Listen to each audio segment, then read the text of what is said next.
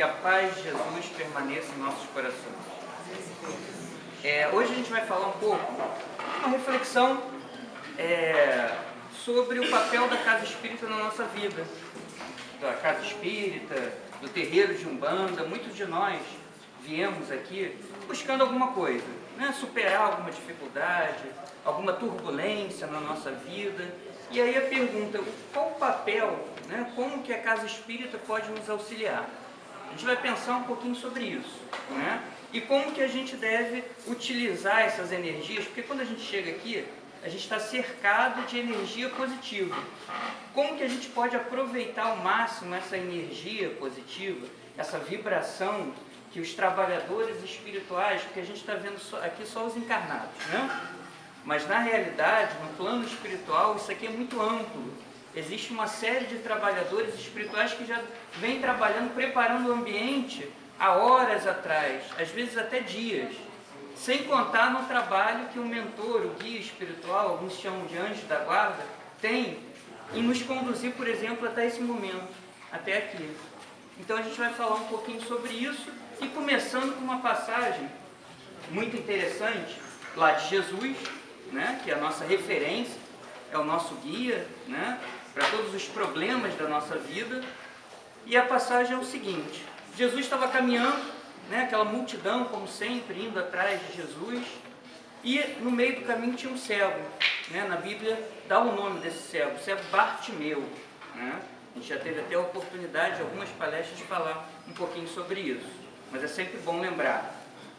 E esse cego, ele vivia, dependia dos outros, da caridade alheia. E aí alguém fala, né, ele ouve, né, ele não enxerga, mas ouve aquele barulho, toda aquela confusão toda, e pergunta quem está passando, e falam que é Jesus. E aí Jesus na época era muito conhecido pelos milagres, né, como um mestre, e aí ele acende uma esperança naquele momento, naquele cego. E ele, qual o recurso que ele tem? Ele não pode chegar próximo porque ele nem sabe onde está Jesus. Tem uma multidão como uma barreira. O que ele faz? Ele usa da sua voz, ele começa a gritar: mestre, tem misericórdia de mim, mestre, me ajuda. E aí, aquela multidão que está acompanhando, né, as pessoas que estão próximas dele, até o repreendem. Para de gritar. Mas ele continua, ele insiste, ele persiste em chamar Jesus. Até que Jesus, ouvindo aquilo, ele para e fala com algumas pessoas, né, que vá buscar aquele moço, aquele cego, né? E aí falam para ele: ó, Jesus está te chamando. E aí ele vai, é conduzido, né, até próximo de Jesus, e Jesus faz uma pergunta interessante, né? A pergunta que Jesus faz: o que queres que eu faça? Ele pergunta para o cego: o que quer? O que você quer? Né? Interessante a pergunta, né? Pô, a gente pode até falar: mano, bom, ele era cego, obviamente ele quer voltar a enxergar.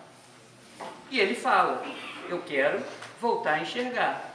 E naquele momento Jesus cura aquele cego.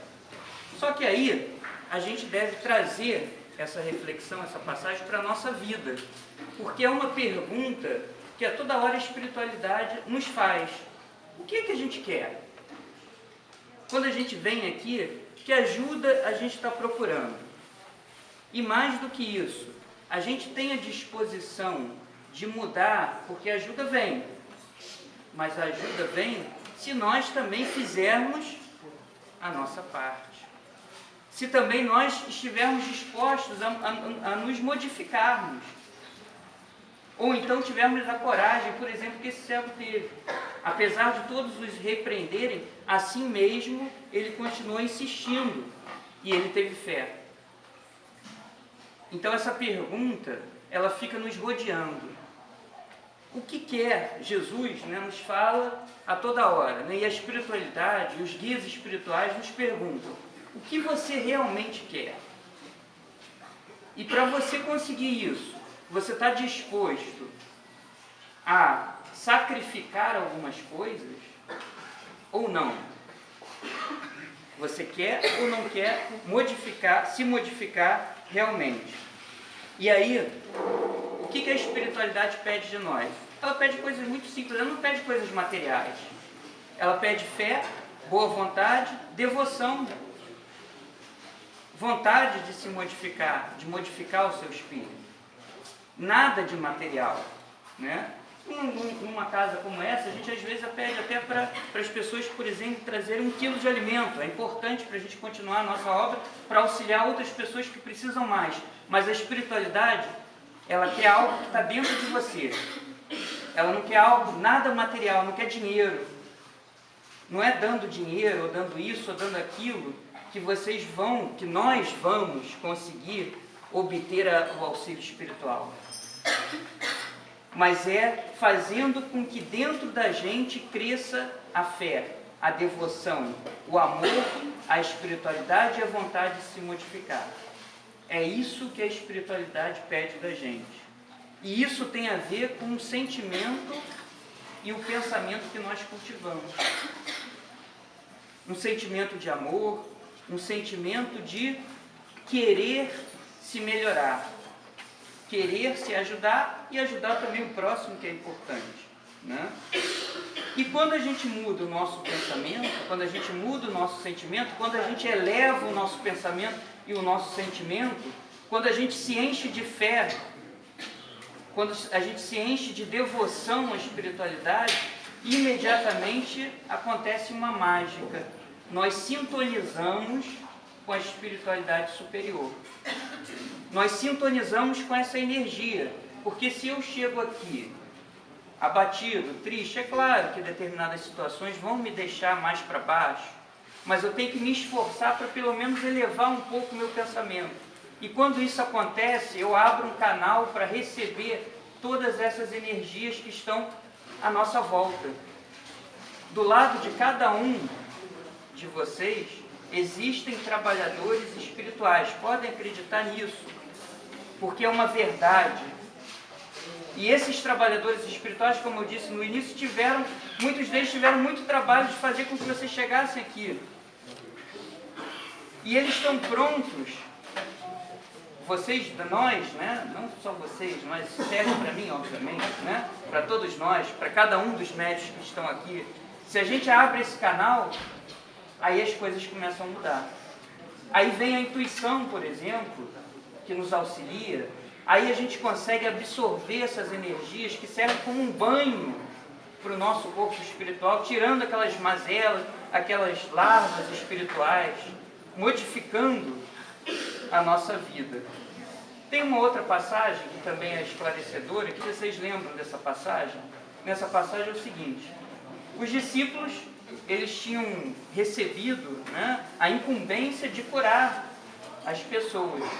E aí, eles estavam num momento desse e tentavam curar um menino, um jovem que, desde pequeno, ele era submetido a um espírito, na Bíblia fala, né, um espírito que o jogava ao chão, ele se debatia, caía no fogo, caía na água. Só que os discípulos, eles não conseguiram curar. Jesus não estava. E aí, de repente, ele chega, vê aquela discussão, né, as pessoas questionando os discípulos sobre aquela situação. E aí, Jesus pergunta: mas o que está acontecendo? E aí o pai do menino fala: olha, eu trouxe o meu filho para ser curado, mas os seus discípulos não conseguiram curar. E aí Jesus até fala, né, de maneira forte, né? Ó, raça de incrédulos, até quando conviverei com vocês, né? E aí ele fala para aquele senhor: desde quando seu filho sofre disso, né? E ele fala: desde o início, desde criança, ele sofre desse tipo de coisa. E aí o Senhor fala uma coisa interessante também: Senhor, se tu podes alguma coisa, cura o meu filho. Aí Jesus novamente fala: se tu podes? Como assim, se tu podes? Quer dizer, aquele homem estava confiando na espiritualidade ou não? Deus, a espiritualidade superior, pode tudo, pode qualquer coisa. Quem vacila somos nós. Quem às vezes não tem mérito para conseguir alguma coisa somos nós. O que falta em nós, muitas vezes, fé. Mas a espiritualidade superior pode tudo. Pode tudo.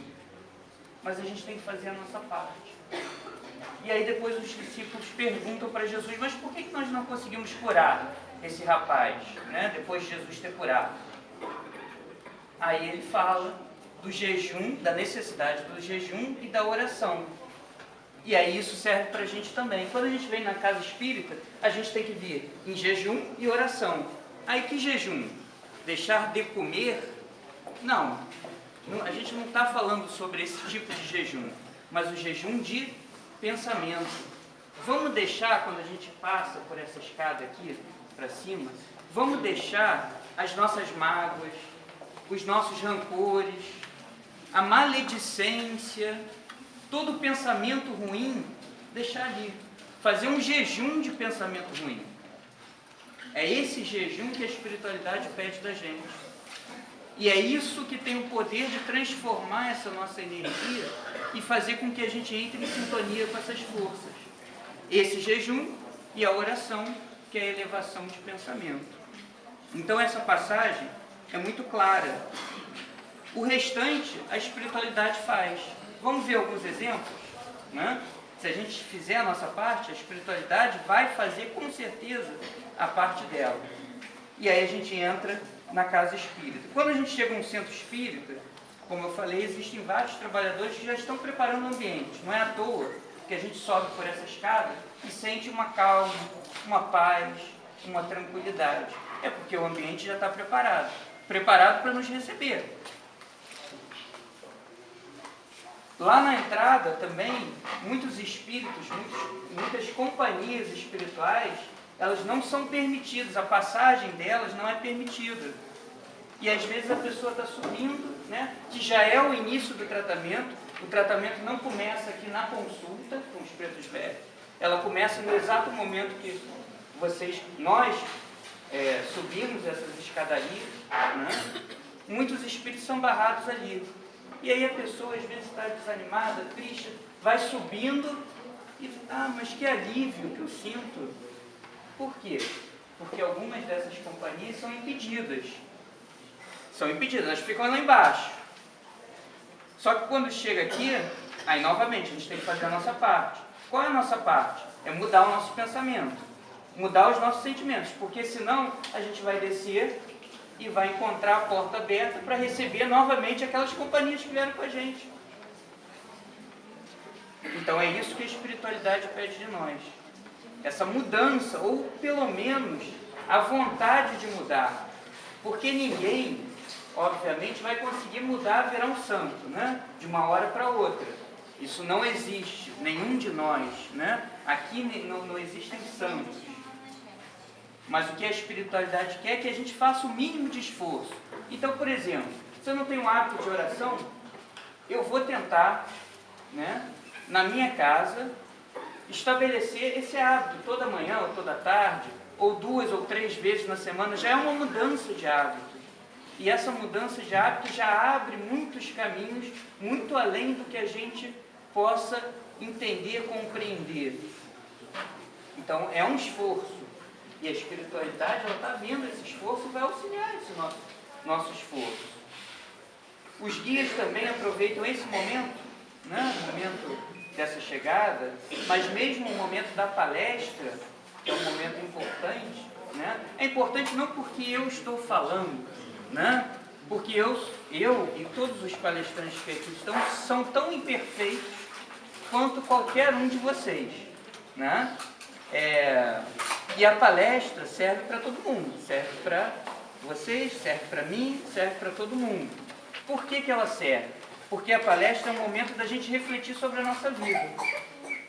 Eu, por exemplo, né, há 5 anos que eu dou palestra.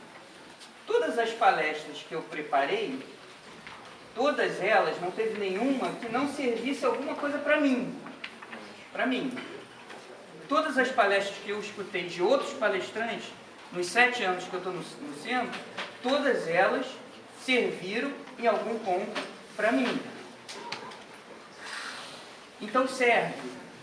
Serve porque é um momento da gente refletir aonde isso se aplica na minha vida. o que eu posso fazer com esse ensinamento que não é meu? São os ensinamentos de Jesus, né? Jesus que fala, nessas passagens todas que eu estou falando, são passagens de Jesus, de muita sabedoria, de muito ensinamento, né? Eu só estou transmitindo, até de forma imperfeita, aquilo que Jesus disse. Ensinamentos que podem ser no momento da palestra, pode ser no momento da leitura do Evangelho, na leitura da Bíblia, eles têm que tocar o nosso coração, de alguma maneira. É uma sementinha que foi colocada ali dentro. E essa sementinha a gente tem que deixar crescer, que é o desejo de mudar a nossa vida. É fazer a nossa parte. No momento do estudo também, é um momento que os trabalhadores espirituais muitas vezes dão aquela intuição. Se a gente estiver conectado, ligado, em sintonia com essas energias, o trabalhador espiritual vai lá e sopra alguma coisa no seu ouvido. E aí, de repente, você pensa, essa situação, de repente eu posso resolver de uma forma mais tranquila, mais serena. De repente, uma ideia de procurar uma determinada pessoa que pode me auxiliar, de repente eu conseguir um emprego, né, que é importante, né, e outras coisas mais. Então é um momento que a gente deve aproveitar. Aproveitar como? Concentrando a cada momento desse, um momento da palestra, um momento do passe, um momento da consulta, a gente tem que estar focado, concentrado, aproveitando essas energias, aproveitando o máximo o que essa casa e a espiritualidade têm a nos oferecer. Então a palestra é um momento importante. O momento do passe, um momento importantíssimo também, né? Quando terminar a palestra, vão começar os trabalhos, cada um vai passar pelo passe aqui. E no momento do passe, como deve estar o meu pensamento? Né? Eu devo esquecer um pouco a preocupação. Amanhã eu tenho que trabalhar cedo, a consulta vai demorar. Esquece um pouco isso. Aproveita essa energia que está aqui. No momento do passe, imagina que você está sendo cercado por uma energia positiva que está limpando o seu corpo. Concentra nisso. Esquece o celular. Esquece a conversa do jogo de futebol. Esquece do mundo lá fora. E se preocupa com a sua vida. Como a sua vida anda, né? Não tem até um ponto, né, de Exu que fala, olha a sua vida como anda, né? Pensa na sua vida. Esquece os problemas lá fora. Pensa como você pode mudar para melhor a sua vida. Aproveita essas energias, aproveita essas vibrações. Se você quer o bem de alguém, imagina que essas energias estão chegando até essa pessoa, essas energias positivas, essas energias de luz, envolvendo aquela pessoa, envolvendo a si mesmo. Pensa com vontade, pensa com força. Imagina que Jesus está falando para vocês o que vocês querem, o que você quer. E aí você vai ter que dizer, eu quero isso, eu quero aquilo, mas eu quero com vontade, com fé. E estou disposto a mudar a minha vida para conseguir isso que eu quero. E aí a gente entra no momento da consulta, que é um momento também esperado, né? Mas como eu falei, o tratamento ele começa desde o momento que a gente entrou no centro, né? Na consulta, uma casa como essa, organizada, que faz a caridade, né? Você tem toda uma questão de disciplina. Os médios de consulta são médios preparados, né? Não é, eu, por exemplo, eu não posso chegar, eu vou dar consulta amanhã, né? Como médico. Não, existe toda uma série de, uma triagem, né? Uma seleção feita pela dirigente espiritual, mas principalmente pela espiritualidade, né? Então são médios que têm essa outorga, essa permissão. Mas fora isso, os médios são canais de espíritos de luz, espíritos superiores. Muitos desses espíritos talvez nem precisassem estar aqui, né? Mas eles vêm para nos ajudar, para nos auxiliar. São espíritos de muita sabedoria, de muito conhecimento, dispostos a usar esse conhecimento, essa sabedoria a nosso favor. Mas eles não podem fazer absolutamente nada por nós se nós não quisermos do fundo do coração. Talvez eles também perguntem: o que você quer que eu faça? Como Jesus perguntou ao cego. Bom, mas se você quer mudar, você precisa, se você quer conseguir aquilo que você quer, você precisa mudar algumas coisas. Você precisa ter disciplina.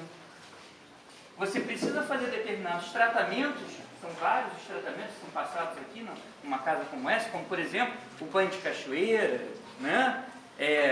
A desobsessão, né? Que é um tratamento importante, a fluidoterapia, o próprio passe magnético, as palestras, né? Muitos vovôs passam, por exemplo, uma corrente de palestras para a pessoa passar. É importante que ela entenda a importância disso. Alguns vão passar um banho de ervas para fazer uma limpeza, né, daquela aura, mas uma coisa importante, assim como no momento que a gente entra, a gente já está recebendo tratamento, no momento que o vovô ou a vovó está falando, a gente também está recebendo o tratamento. Às vezes a gente nem se dá conta, né? Mas ele está tratando. No momento que ele pega a mão da pessoa que está consultando, muita coisa está sendo passada ali, muita coisa está sendo tirada ali também, né? E quanto mais fé a gente tem, mais forte vai ser essa ação da espiritualidade. Porque a espiritualidade depende da nossa vontade. Deus colocou o livre-arbítrio, que é a nossa capacidade de escolher, de decidir. Se eu não quero melhorar a minha vida, não há trabalho espiritual que vai fazer com que ela melhore. Não há. Não há. Nem Jesus vai conseguir melhorar a minha vida se eu não quiser. Agora, se eu quiser, os caminhos começam a se abrir para mim. Às vezes, não necessariamente do jeito que eu acho que deve ser. Porque, às vezes, o jeito que eu acho que deve ser, não necessariamente é o jeito melhor. A gente sempre dá o exemplo da criança, que às vezes pede alguma coisa para o pai, achando que é melhor para ela, mas não é. Mas se a gente tiver fé, a gente vai receber aquilo que a gente precisa e que é o melhor para a nossa vida. Isso, com certeza. Ninguém que pede com fé vai deixar de receber. Por isso que Jesus falou: pedi e obtereis. Batei a porta e abri-vos-á. Né? Os caminhos vão se abrir. A gente chega, tem todos esses trabalhos espirituais, o passe, a água fluidificada, que alguns colocam, mas é mais comum no dia da sessão kardecista, que é um momento que energias são colocadas ali dentro daquela garrafa, específicas para o nosso problema, né? Mas na hora que a gente sai, o trabalho também continua, só que depende da gente. E aí a gente tem que ter uma vigilância redobrada, porque dentro de uma casa espírita é mais fácil. Tudo aqui, as imagens, os cheiros, as pessoas, tudo evoca a espiritualidade. Tudo nos lembra a espiritualidade. Os tambores, né? A fala do vovô, quando a gente sai, vai lá para fora, só está a gente. E o mundo é muito diferente, o mundo é muito mais desequilibrado ali. Então a gente tem que ter uma vigilância maior, uma vigilância dos nossos pensamentos, daquilo que a gente fala. Porque o que a gente fala é o que vai no nosso coração. Jesus também falou isso, né? O mal não é o que entra, mas o que sai da nossa boca. Então a gente tem que ter muita atenção ao que a gente fala. Quando a gente sai daqui, a gente se envolve em intriga, em calúnia, a gente vai falar daquela pessoa que foi assassinada não sei aonde. Bom, obrigado. Isso desequilibra a gente. Então a gente tem que ter vigilância. Quando a gente sai, a gente tem que ter a vigilância e tem que ter essa disciplina, por exemplo, das orações, que são importantes. É um momento que a gente vai se alimentar espiritualmente. né? Porque é um alimento espiritual. A oração é um alimento espiritual. Às vezes nós não nos damos conta, né? Eu, às vezes, não me dou conta desse enorme poder que é a oração. Se a gente tiver a disciplina da oração todo dia, a vida muda. Acreditem nisso. A vida muda para melhor. O Espiritismo fala, por exemplo, do Evangelho no lar, né? Que é uma prática muito simples. É um momento que a gente faz uma leitura do Evangelho, ou mesmo da Bíblia, ou de algum outro livro, né, instrutivo, de mensagens positivas, de mensagens evangélicas. Você abre, você faz uma oração, né, com a família, escolhe um dia da semana, uma hora, né, que você vai assumir um compromisso com a espiritualidade, né?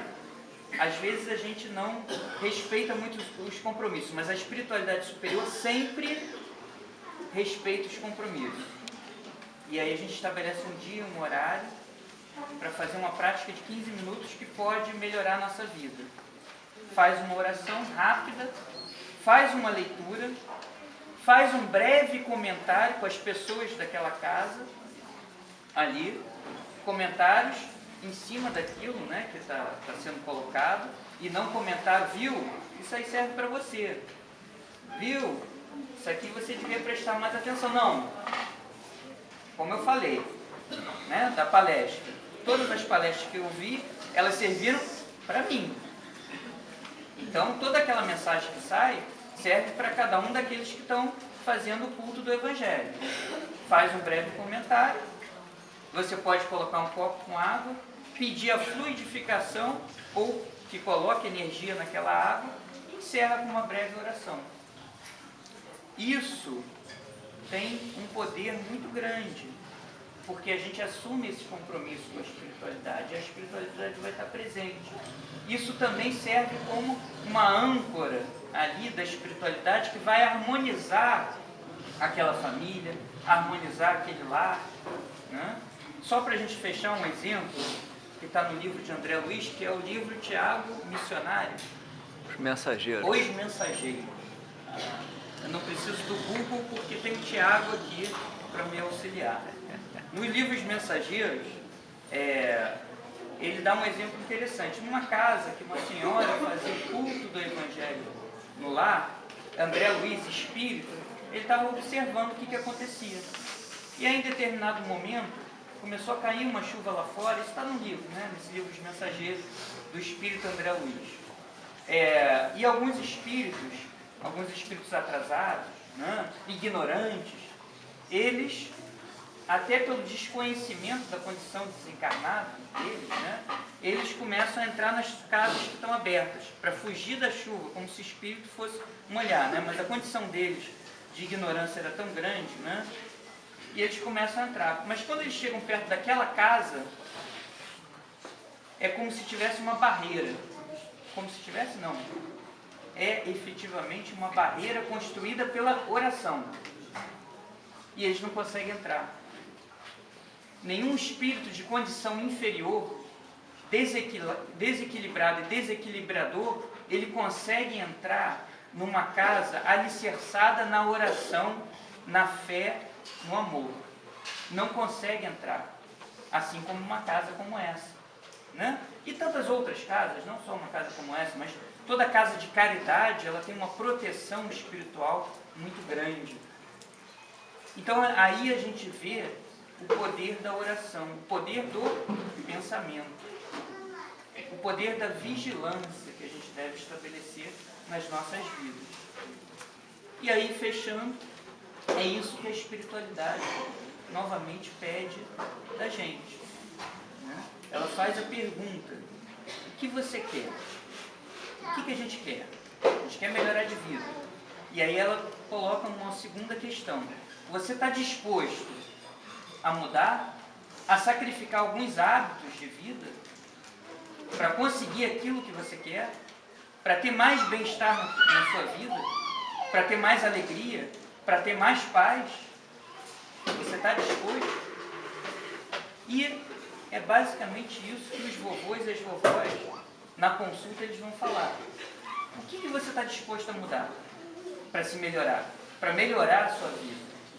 E aí cabe a cada um de nós, de todos nós, né, que aqui estamos, assistência médica, cabe a cada um de nós responder essa pergunta e se prontificar a fazer esse caminho, essa caminhada, que começa com um passinho, a disciplina da oração, com a frequência, as palestras, coisas pequenas. A espiritualidade não pede muita coisa, muito esforço.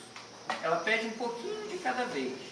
E a gente conseguindo um pouquinho de cada vez, a gente vai conquistando mais tranquilidade, mais paz, mais amor na nossa vida, que é tudo que a gente quer, que é tudo que nós queremos e nós precisamos. Bom, gente, essa é a mensagem da noite de hoje. Fiquem com Deus e aproveitem essas energias que estão aí à nossa disposição.